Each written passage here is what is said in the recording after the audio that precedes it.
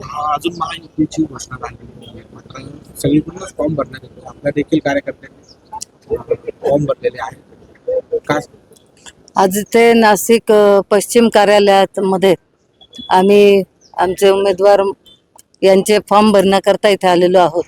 Bharatiya Janata party आणि शिंदे सेना किंवा राष्ट्रवादी यांची युती जाहीर वरिष्ठ पातळीहून होईल तेव्हा होईल, परंतु एकदम धावपळ होऊ नये. कारण आजचा आणि उद्याचा हे दोनच दिवस फॉर्म भरण्याकरता आहेत आणि उद्या जास्त गर्दी होईल, शेवटचा दिवस असल्यामुळे आज आम्ही इथे फॉर्म भरण्याची प्रक्रिया करून ठेवलेली आहे.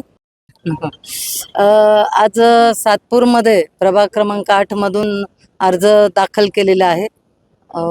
आत्ताच मला वाटतं एक 10 मिनिटापूर्वीच त्यांनी तिथे अर्ज भरला.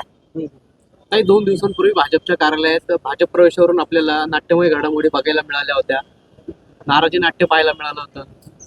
मला वाटतं आत्ताचा तो विषय नाही आहे, परंतु तरी देखील अनेक प्रवेश कारण भारतीय जनता पार्टीकडे अनेक जणांचा सध्या ओढा आहे आणि बरेच प्रवेश हे सध्या कार्यालयात होत आहेत आणि त्यामुळे परवा हा प्रवेश जो झाला, मला वाटतं त्याची प्रक्रिया जरा चुकली असल्यामुळे किंवा कार्यकर्त्यांमध्ये दाखवत होतं आपलं विश्वासात तिकीट कापलं जातं की घेण्यात आलं नाही असं ताईंचं सांगणं होतं आणि त्यामुळे जे प्रवेश ज्यांचे झाले त्यांना त्याच्यावरनं नाराजी नाट्य हे झालं.